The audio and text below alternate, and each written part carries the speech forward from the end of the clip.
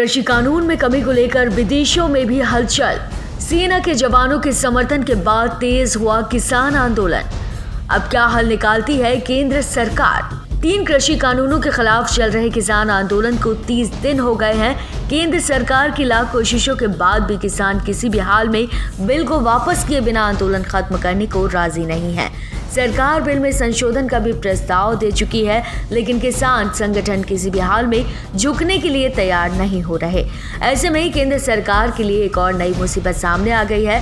दरअसल अब तक कृषि बिल के खिलाफ केवल किसान, विपक्ष और बीजेपी के कुछ नेता ही खड़े थे, लेकिन अब देश के जवान भी कृषि बिल के खिलाफ किसान आंदोलन में कूद पड़े हैं। सेना के रिटायर्ड जवानों ने भी मांग शुरू कर दी है कि सरकार को किसानों की बात मान लेनी चाहिए और किसान कानून को वापस ले लेना चाहिए। बीते कुछ समय से गाजीपुर बॉर्डर पर 1999 में कारगिल के युद्ध में दुश्मनों के छक्के छुड़ाने वाले पूर्व सेना के जवान अनुराग लटवाल भी किसान आंदोलन में कूद पड़े हैं। लटवाल ने ऐलान किया कि अगर किसान कानून को वापस नहीं लिया गया तो संसद का घेराव करेंगे। सेना के पूर्व जवानों का कहना है कि हम किसानों के साथ खड़े हैं और जब तक ये कानून वापस नहीं ले लेते तब तक वो किसानों के साथ खड़े रहेंगे।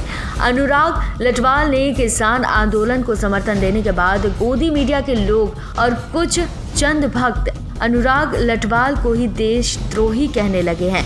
यहाँ तक कि कुछ लोग तो ये भी आरोप लगा रहे हैं कि केवल सुर्खियों में आने के लिए अनुराग लटवाल किसानों का समर्थन कर रहे हैं।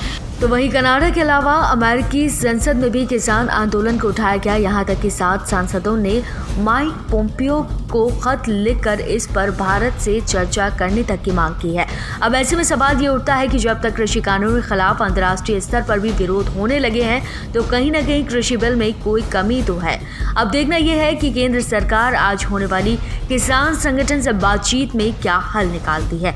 तो फिलहाल के लिए इतना ही। ऐसी और जानकारी के लिए आप मेरे चैनल को सब्सक्राइब और साथ ही बेल आइकन प्रेस करना ना भूलें ताकि हर अपडेट आप तक पहुंच पाए। आप देख रहे हैं नेटरिक न्यूज, साहस सच कहने का।